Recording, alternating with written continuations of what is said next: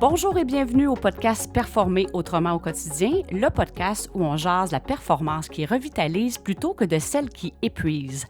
Je me présente Hélène Savignac, je serai votre animatrice, entrepreneur et ambassadrice de Performer autrement. Et aujourd'hui, on va parler d'objectifs. En fait, où en êtes-vous avec vos objectifs 2021? J'ai le bonheur d'être en compagnie de ma collaboratrice, la magnifique Karine. Toujours là! Qui a quelques questions à me poser sur le sujet. Alors, mais Karine, la première question, comment ça va? Puis toi, comment ça va dans tes objectifs 2021? C'est toi qui me posais les questions au podcast, ouais, hein? C'est ça. Je vais te laisser un break sur celle-là.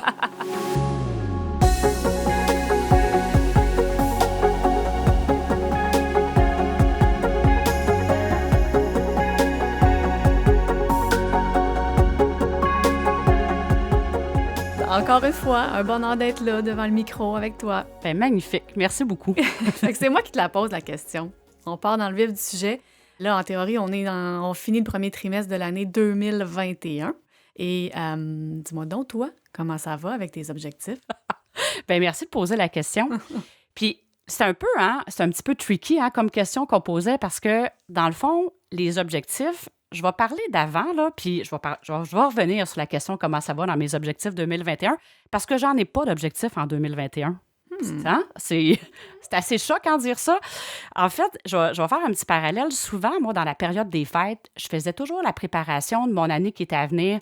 Puis là, il y avait des objectifs là, précis dans toutes les sphères de ma vie. Alors, le nombre de clients, je voulais faire un infolette par mois, aller chercher 10 nouveaux clients par mois. Là, ça allait même jusqu'au nombre de verres d'eau que je me donnais comme objectif de boire par jour. Alors, il y avait des objectifs dans les sports. Je suis une amatrice de ski nautique. J'avais un objectif dans les ski nautiques. J'avais un objectif de temps aussi, vraiment dans toutes les sphères. Là. Puis, il y avait des objectifs dans l'argent aussi, par rapport à des dettes. Aujourd'hui, que je vois différemment aussi des dettes versus des investissements, mais partout, il y en avait. Alors, c'était une belle période. Je me sentais bien. En plus, quand je faisais ça, j'étais comme « Ah, wow! » Tu sais, j'avais comme l'impression, c'était comme libérateur. Puis c'est sûr que l'année d'après, quand je ressortais ça, évidemment, il y avait des objectifs qui étaient atteints, mais je me suis rendu compte que ces objectifs-là, ils me mettaient tellement de pression. Puis je ne sais pas si c'est la même chose pour vous, mais souvent, là, si vous faites ça, exemple, cet exercice-là, reprenez votre feuille puis dire où j'en suis rendu, puis comment vous vous sentez avec ça. En même temps, ça l'amenait, sur le coup, c'était le fun, puis plus ça l'avançait, plus ça me faisait sentir tellement de pression, puis je me mettais dans... C'est moi qui s'auto-sabotais en me mettant une situation en échec, là. Parce que quand tu mets cet objectif-là, puis là, tu te rends compte que ça ne va pas vers ça, ça peut vraiment être facile de sentir qu'on n'est pas à la bonne place, qu'on n'est pas à la hauteur, puis se mettre toute la pression qui vient avec les objectifs. Alors, pour répondre à ta question, où j'en suis avec mes objectifs 2021, je suis vraiment passée du mode en « il faut », c'est quelque chose de précis, la rigidité, avec bien plus des lignes directrices. J'aimerais que ça allait vers ça. Fait que c'est vraiment... Puis je ne sais pas si vous ressentez juste dans la vibration entre des objectifs puis des lignes directrices. Y en a-t-il une des deux qui vous semble un petit peu plus légère, mettons? Oui, mais d'un autre côté, dans le monde des affaires, dans l'entrepreneuriat, ou même, je veux dire, les gens dans la vie là, qui veulent... ils sentent que s'ils veulent évoluer, ils doivent se mettre des objectifs. Fait que là, toi, tu es comme en train de nous dire le contraire. Oui, je suis en train de dire le contraire.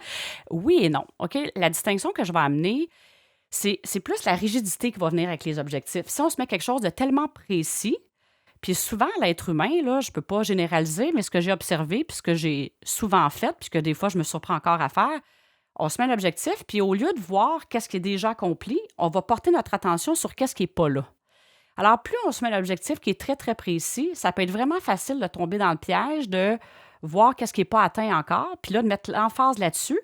Puis il y a des fois, quand on met tellement l'emphase sur qu'est-ce qui n'est pas accompli, on ne voit pas qu'est-ce qui est autour, puis des fois, c'était peut-être juste à côté qu'il y avait une opportunité qui était là. Fait que c'est la rigidité puis la pression qu'on se met. Puis il y a deux choses. Mettons, dans un contexte d'entreprise, la pression va se mettre sur ses épaules en tant que dirigeant ou en tant que dirigeant d'une équipe. Puis on va dire, c'est-tu moi qui n'ai pas été à la hauteur, qui ne fait pas les choses correctement, ou on va chercher peut-être à blâmer quelqu'un ou quelque chose. On va chercher à blâmer quelque chose à l'extérieur de nous par rapport à cet objectif-là. On devrait être rendu là.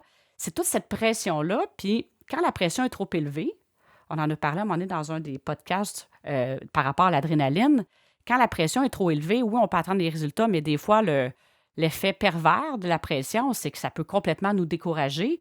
Puis on est juste comme pas là pour accueillir les opportunités qui sont autour de nous. On a tellement, toute l'emphase est mise sur qu'est-ce qui n'est pas là. Fait que c'est plus cette rigidité-là qui va des fois faire en sorte que on se met dans une situation d'échec, mais ça ne devrait même pas avoir lieu dans le fond, là. Mais je reviens sur ta question. Oui, vas-y. Les lignes directrices, puis en plus, on a le bonheur de travailler ensemble, là. On a un calendrier d'activités en termes d'équipe, là. Mettons, dans mon entreprise, il y a différents collaborateurs pour les projets qui m'accompagnent pour que les projets se créent puis arrivent à une manifestation concrète, je vais dire. Puis, il y a un calendrier d'activités qui est là. Il y a des dates, il y a des lignes directrices qui sont données en disant, ce projet-là, je le ressens-tu? Et je réévalue régulièrement, savoir, bon, ce projet-là, c'est ça qui est là présentement? Ou c'est d'autres choses qui sont plus faciles à mettre en place ou qui sont plus alignées avec le contexte? Parce que dans une entreprise, là, c'est bien bon, on peut ressentir quelque chose, c'est vraiment bien, mais on le voit-tu avec la situation de pandémie qu'on vit depuis la dernière année, comment les choses peuvent changer? Fait que des fois, c'est comme, est-ce que le marché change? Est-ce que il y a plein de choses qui peuvent arriver, en fait, qui vont faire en sorte que peut-être que l'objectif qu'on avait ressenti à un moment X, ça va être d'autres choses. Fait que c'est beaucoup plus de fluidité, de se laisser de l'espace, mais il y a un engagement.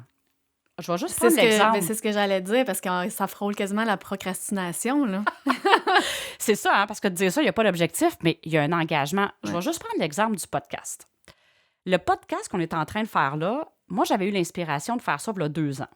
OK? Il y a notre amie Marie-Ève qui a dit « Pourquoi tu ne referais pas ça cet automne? » Mais à l'origine, j'avais eu cette inspiration-là il y a 2 ans, puis c'était pour parler de performance aussi, parce que j'avais débuté, dans le fond, mon passage, être dans plus une performance qui énergise que la performance qui draine. Et là, c'était pas là. C'est comme, j'en parlais, les ressources n'étaient pas là, c'était pas clair, il y avait de la lourdeur. Alors, oui, le projet, mais si j'avais commencé à mettre cet objectif-là, qu'absolument, mettons, 2 ans, en 2019, qu'il fallait que ça ait lieu, j'aurais peut-être réussi à faire quelque chose, mais avec beaucoup d'efforts. Tandis que là, ça s'est fait comme tout seul cette année. Au printemps passé, j'organisais un 5 à 7 virtuel. Charles est invité, Charles Thompson-Ledung, en passant, merci beaucoup Charles de collaborer à ce projet-là, c'est vraiment très assistant. Je le rencontre dans un 5 à 7, j'ai aimé son énergie, et je me suis dit, OK, quand le podcast ça va être là, ça va être une bonne ressource pour m'accompagner là-dedans. Là, tu es arrivée comme collaboratrice, ça fait déjà plusieurs années qu'on se connaît, mais c'est comme si les as ont été alignés. Là, tu es arrivé, tu as un côté, tu l'as dit, hein, tu es multipotentialiste, là, je vais me permettre de le dire. Des fois, c'est plus difficile de le dire de nous-mêmes, mais tu as plein de cordes à ton arc. On a découvert en plus que tu avais un studio chez toi. C'est quand même pas anodin, là, on découvre ça. C'est quoi les chances? C'est quoi les chances? Il y a un studio, tu aimes ça faire ça, tu as dit oui tout de suite à vouloir faire le podcast. Fait que c'est ça pour moi de la facilité. Tu sais, quand je parle de légèreté, de facilité, c'est comme les ressources étaient là, ça s'est fait. Oui, il y a une énergie qui est à mettre. Mais on s'est donné des lignes directrices. On s'est dit, OK, on va lancer ça vers le printemps. On n'est pas à une semaine ou 2 près de se coincer pour dire, hey, si on ne réalise pas ça à telle date, tu sais, c'est la fin du monde. Fait que c'est vraiment, le projet est là, ça se fait tout seul, les ressources sont autour. Mais si j'avais resté sur cet objectif-là, il y a 2 ans, de un, ça aurait été vraiment lourd aussi de tout voir les sujets. J'étais en train de l'expérimenter. Là, on est 4 ans plus tard. Je ressens que j'ai beaucoup plus de choses à dire. C'est beaucoup plus facile de trouver les titres. L'ensemble de l'œuvre, tout est plus facile. Fait que des fois, c'est l'objectif, quand il est dans la rigidité, des fois, ça nous amène beaucoup de lourdeur. Alors, une ligne directrice, mais ça ne veut pas dire qu'on n'est pas engagé. Il y a des dates, on a des activités qui sont détaillées, qui reviennent. Pour les podcasts que des invités, il y a des choses à planifier qui sont différentes. Alors, il y a une série d'activités, il y a des dates, mais on se laisse une latitude de jouer un peu avec les dates. Fait que la procrastination, des fois, je pense qu'il y a un moment, il faut être honnête avec soi-même, on le sait des fois, est-ce que je suis en train de procrastiner ou c'est tout simplement que le projet, si je vais là maintenant, je suis en train de forcer les choses, puis ça va me prendre beaucoup plus d'énergie.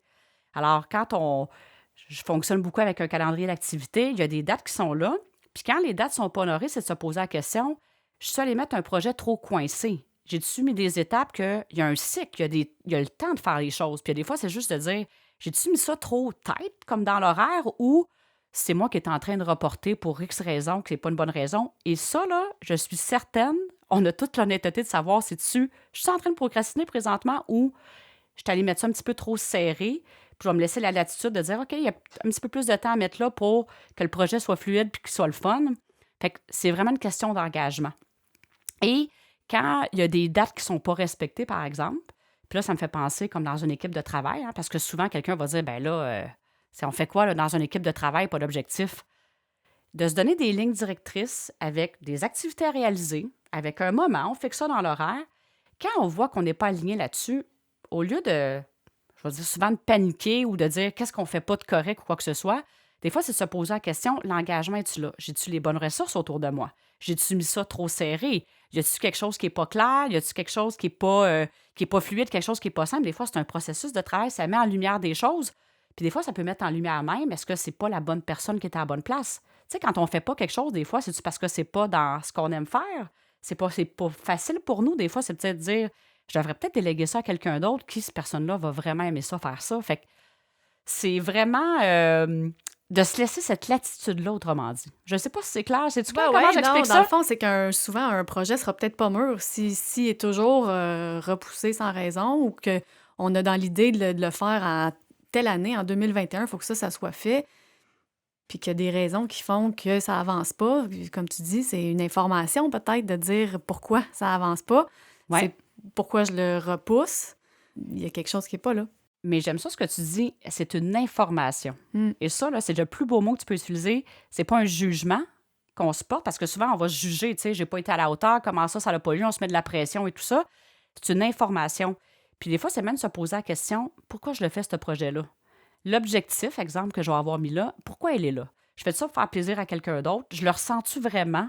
J'ai-tu peur de manquer une opportunité, mais dans le fond, ça me fait inspirer pas vraiment d'aller vers là? Tu sais, de développer un nouveau marché.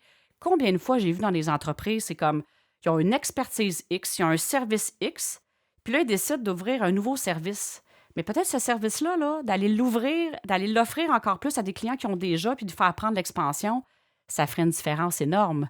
Alors, c'est vraiment cet aspect-là, des fois, c'est de dire, pourquoi aller se remettre dans un effort, se poser la question, pourquoi je veux faire ça?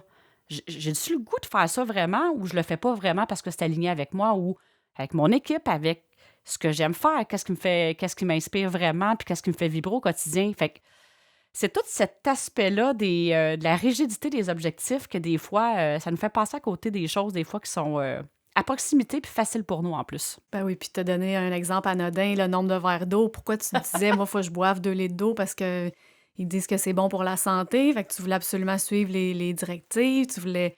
Dans le fond, tu le faisais pas, oui, pour toi, dans l'espoir d'une meilleure santé, mais... Bien, tu te sens comment si finalement tu t'es mis l'objectif de prendre 2 litres d'eau par jour, puis là, tu en prends juste 500, mettons. Dans le fond, là, c'est déjà excellent d'en prendre 500. Puis là, je suis pas en train de dire de niveler vers le bas. Là, ça peut être facile. Là, je me mets à la place. Ben oui, on nivelle vers le bas. On se met plus d'objectifs. Fait qu'on va toujours être content. C'est pas ça du tout là, qu'on parle ici. Mais c'est plus de dire dans quel état je me mets, juste à cause que je vais pas avoir rencontré un objectif que je m'étais dit que c'est ça que ça prend pour être excellente, pour être en santé. Tu sais, il y a une ligne là, entre, oui, c'est bon de prendre de l'eau, mais comment je me sens si je rencontre pas l'objectif du verre d'eau? Comment je me sens si j'ai pas fait 10 appels de clients par mois? Mais est-ce que c'est ça la bonne action à faire ou je l'ai faite parce que j'ai entendu que hey, c'est le nombre d'appels qu'on fait qui va donner des résultats? Tu sais, c'est toutes ces affaires-là, des fois, c'est comme une croyance qu'on a, puis qu'on va faire en sorte de dire, mais dans mon feeling intérieur, là, mon intuition, là, puis on en a toutes de l'intuition, est-ce que c'est vraiment ça qui m'inspire, qui me fait vibrer réellement? Puis quand c'est pas le cas, bien, automatiquement, on sait que c'est un peu la voie de la lourdeur puis la voie de la performance qui draine finalement, là. Parce que quand on est dans qu'est-ce qu'on aime réellement, puis qu'on se dit, hey, ça fait du sens pour moi, puis qu'on se donne le temps de ressentir que ça soit un projet X qu'on fait, il peut être excellent, mais c'est pas maintenant. Tu sais, l'exemple que je donnais du podcast, c'était un excellent projet qui m'inspirait réellement, mais c'était pas là. Mais si j'avais commencé à rester là, ça aurait pris pas mal d'efforts. Fait que pour des gens qui ont l'habitude de tous les écrire, ces objectifs-là, justement, puis qui vont peut-être plus voir le vide à moitié vert, le verre à moitié vide, parce que quand l'objectif n'est pas rencontré, ils vont se dire « Colin, j'avais 12 affaires sur ma liste, j'en ai réussi 2, ça va donc bien mal. Tu sais, ils vont souvent se juger, se blâmer. Tu sais, t'aurais-tu d'autres exemples, d'autres pistes? On a donné l'exemple du podcast, ça veut pas dire que les gens qui nous écoutent, ça... Pas tout le monde qui fait ça, des podcasts, mais as-tu d'autres exemples concrets, là? Bien, tu viens de le nommer. La liste de 12 objectifs. Là, la personne porte l'attention sur les 2 qui ne sont pas réalisés. C'est-tu possible d'apprécier les 10 objectifs qui sont déjà là? C'est pour ça que, tu sais, on peut continuer à appeler ça le mot objectif, mais ce que j'amène à dire, c'est de se laisser la latitude de dire, est-ce que je prends le temps d'apprécier qu'est-ce qui est déjà présent, déjà avec mon équipe? Qu'est-ce qu'on fait déjà bien? Puis là, comment je pourrais expliquer ça sans penser qu'on va niveler vers le bas? On va être avec une équipe on va être avec une équipe de vente. Là, on a réalisé tel volume de vente. Puis là, on va avoir souvent tendance à mettre un objectif encore plus élevé. Dans un marché X, par exemple. Des fois, c'est ça qui est là. Peut-être que le marché est en progression puis ça fait du sens. Mais il y a des fois, si on ne prend pas le temps d'apprécier avec notre équipe qu'est-ce qui est déjà réalisé, puis de passer tout de suite à la prochaine, les gens pourraient vraiment avoir l'impression « Hey, c'est pas encore assez, on recommence, c'est toujours plus ». Puis ça a un effet souvent démotivateur. Fait que c'est vraiment dans le sens de se dire, si on prend un moment pour apprécier qu'est-ce qu'on fait déjà de bien, puis de bâtir là-dessus. Parce que c'est souvent ça aussi, l'objectif, on l'a atteint, on passe au prochain, on passe au prochain, on passe au prochain. Puis c'est là qu'on s'étourdit à un moment donné. Puis c'est toujours le plus, puis ça va s'arrêter où? Des fois, le plus, il est juste ailleurs. Fait que c'est vraiment de dire, si on prend un moment pour apprécier qu'est-ce qui est déjà là, tu me demandes un truc concret, être dans l'appréciation. On prend pas le temps, en tout cas, je veux pas généraliser, mais là, ça va faire près de 20 ans, là, sinon plus, que je suis dans le monde des affaires. L'appréciation en affaires n'est pas souvent au rendez-vous pour un paquet de raisons, mais prendre le temps d'apprécier, de le souligner avec soi, de le souligner avec son équipe. Ça peut être aussi de la famille, d'apprécier qu'est-ce qui est déjà là. Ça nous amène, tu sais, quand je dis une chose qu'on ne contrôle pas, c'est les événements extérieurs, mais on peut contrôler la façon de réagir. Bien ça, d'aller connecter à cette appréciation-là à tous les jours, ça l'amène de la créativité, ça l'amène de la productivité, ça l'amène une vitalité. Ça fait sentir bien. Puis quand on se sent bien, bien, ça se dégage à l'extérieur de nous, avec notre famille, avec nos employés, si c'est le cas, avec nos collaborateurs. Et c'est ça qui amène un climat d'efficacité puis un climat de productivité. Fait que les inspirations sont encore plus au rendez-vous. Puis ça s'enlève de la pression de dire « Qu'est-ce que j'ai pas réussi? » Parce qu'on est tous des champions pour voir qu'est-ce qui n'est pas là, là. Je veux dire, il y a certainement des personnes qui sont bons pour voir qu'est-ce qui est là, mais on est tous des champions, toujours mettre l'emphase sur qu'est-ce qui n'est pas là. Et c'est ça qui amène notre énergie qui est drainante. Fait que, pour donner ton exemple, là, justement, il y a 2 activités qui ne sont pas faites, 2 objectifs pas rencontrés.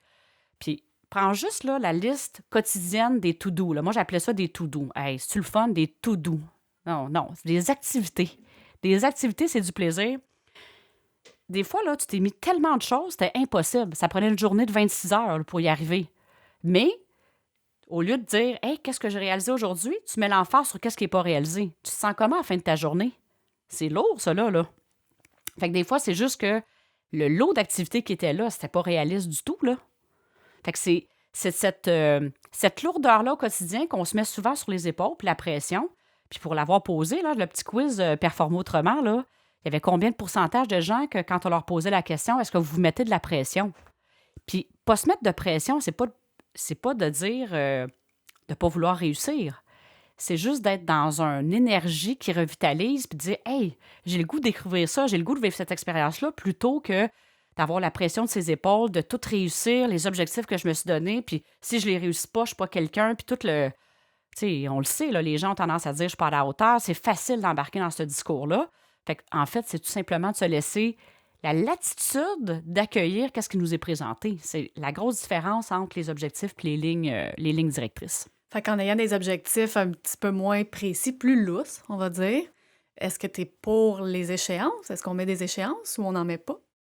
Bien, c'est sûr qu'on met des échéances. Puis, tu sais, les projets sont quand même précis.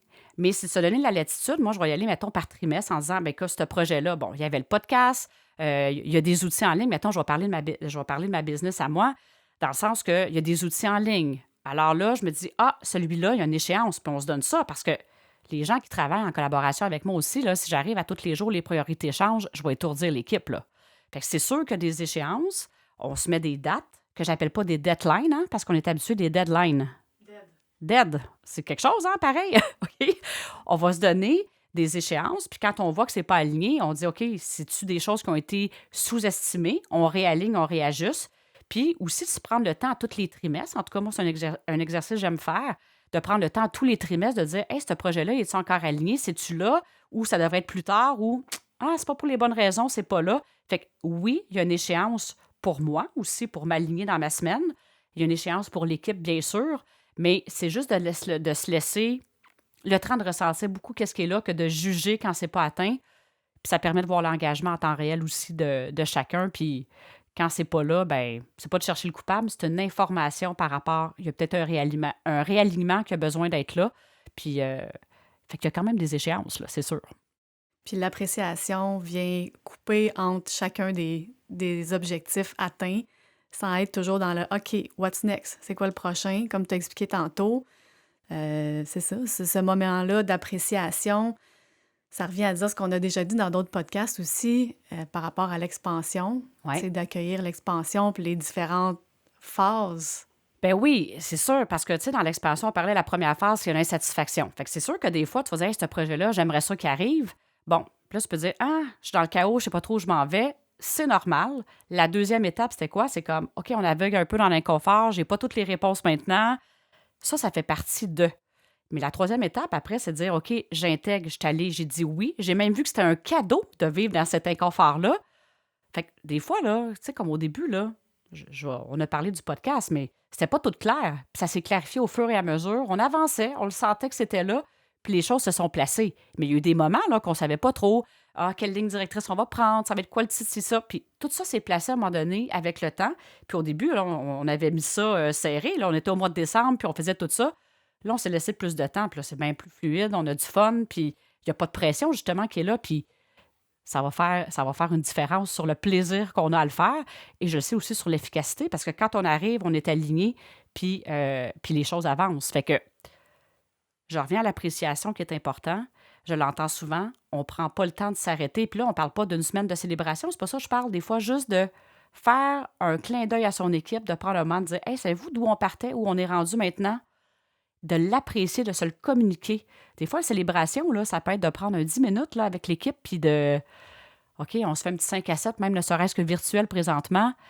Les gens vont l'apprécier. Puis ça nous fait sentir bien en plus comme dirigeant, comme leader. C'est le fun de prendre ce moment-là, mais on n'est juste pas habitué. Puis ça fait juste de dire, ben on prend le temps d'apprécier le chemin parcouru aussi. Il n'y a rien de pire, exemple, l'envers de la médaille pour un employé qui a l'impression qu'il a bûché, qui a atteint certains objectifs, mais pas tous, puis de sentir que l'employeur ou le dirigeant est déçu. Ben oui, puis c'est comme, des fois, là, puis ça l'amène aussi à un point que tu me fais penser, le résultat. De juste mettre l'emphase sur le résultat. Des fois, là, on va avoir mis énormément d'énergie, puis on va faire le constat que c'est un échec, mais des fois, là, c'est pas un échec. Je ne sais pas si j'en parlais, l'exemple du 3M, là, l'entreprise 3M, que la naissance du post-it, c'est venu avec, en fait, l'échec, qu'on pourrait dire, puis c'est pas un échec, d'une colle qui colle pas. Fait que ça a été extraordinaire. Fait que des fois, c'est juste une information qu'on a, puis on va mettre l'emphase sur le résultat, mais peut-être que l'équipe, là, elle a mis une énergie extraordinaire. Fait qu'il y a toujours quelque chose à apprécier. Des fois, c'est pas juste le résultat, des fois, ça peut être en cours de projet. On prend un moment d'apprécier, hey, c'était pas évident que ce client-là, on s'en est sorti, voici qu'est-ce qui est arrivé. Il y a plein d'occasions, quand on prend juste un moment pour les observer, d'appréciation. Et ça, les gens vont le reconnaître. J'apprécie l'énergie que tu as mis. J'apprécie comment te parler avec ce collaborateur-là. J'apprécie la manière que tu dealais avec cette situation-là. C'est toutes des occasions d'apprécier. Fait qu'on n'est pas obligé d'attendre non plus le résultat extraordinaire. Puis des fois, d'apprécier, de dire « OK, hey, on a tellement mis d'efforts là-dedans, voici le résultat, mais voici qu'est-ce qu'on a appris avec ça. » Puis des fois, c'est d'apprécier l'expérience. Pas de juger si c'est un succès ou un échec. On apprend toujours quelque chose. Puis honnêtement, là, dans tous les parcours d'entrepreneurs, dans tous les parcours d'histoire à succès, il n'y a personne qui est un fleuve tranquille, là. Les gens ont toujours vécu des moments de doute, des moments de questionnement, des moments « Ah, c'est pas exactement le résultat que je voulais. » Mais ils ont appris quelque chose. Fait que c'est comme... J'aime toujours ça, faire l'allusion avec Einstein. Qu'est-ce qu'il dit, la définition de la folie? C'est faire toujours les choses de la même façon en pensant d'avoir un résultat différent. Fait que prendre un moment pour apprécier, des fois, quand le résultat n'est pas arrivé peut-être comme on voulait, c'est de dire « OK, c'était pas le résultat qu'on voulait, qu'on se serait attendu, mais prenons un moment pour dire qu'est-ce qu'on va faire de différent la prochaine fois, puis d'apprécier ce chemin-là. Parce que, puis sais-tu, Edison aussi, la lumière, j'aime ça dire ça, quand il a fait tellement de tentatives avant de découvrir c'est l'électricité, puis quelqu'un a dit « Comment vous sentez toutes les fois que vous avez échoué? » Ben, j'ai trouvé 999 façons comment ça fonctionnait pas. Fait que c'est vraiment des expériences, c'est juste une question de perspective de comment le voir qui nous amène à dire « Ben, c'est ça qui est là. Fait que je trouve ça toujours, ça me fait toujours sourire ces exemples-là de comment qu'on se positionne par rapport à un résultat seulement. Puis c'est ça, des fois, que les objectifs, ça va nous amener cette étroitesse-là de juste mettre l'emphase sur le résultat. Mais on apprend toujours quelque chose, puis d'apprécier ça, c'est ça qui va amener un résultat encore plus grand. Contrairement à ce qu'on pourrait croire, que les objectifs font avancer, tu sais, oui, ça va faire avancer, mais ça peut aussi nous limiter. Ça peut limiter dans le sens que quand ils sont pas là, dans l'état d'esprit que ça nous amène, puis quand ils sont là aussi, puis qu'on a rencontré nos objectifs, de tout de suite passer au prochain, bien, des fois, ça peut donner l'impression aux gens autour de nous qu'on est dans un cercle sans fin. Puis oui, l'expansion est sans fin, mais c'est l'état d'être des gens autour de nous, comment ils vont se sentir, qui va faire en sorte, est-ce qu'ils vont se sentir revitalisés, eux autres aussi, ou ils vont plutôt se sentir écrasés en disant « ça n'arrêtera jamais, puis je suis épuisé ». Fait que c'est plus ça. Ouais, j'aime ça, Hélène. Ben merci beaucoup pour tes questions, Karine. Puis c'est toujours du grand bonheur d'avoir ces moments-là avec toi. Puis comme j'ai déjà partagé, hein, tu sais, ça aurait été un effort pour moi si je m'étais donné l'objectif de faire un podcast que moi, je devais être en monologue pendant, exemple, 20-25 minutes. Ça aurait été les mêmes sujets, mais pour moi, c'était un gros effort. Puis quand on en a jasé ensemble, je disais, Karine, je me fais vraiment du fun quand il y a une interaction. Puis fait que merci d'être là parce que ça l'amène vraiment à une dynamique qui est différente et puis je l'apprécie énormément.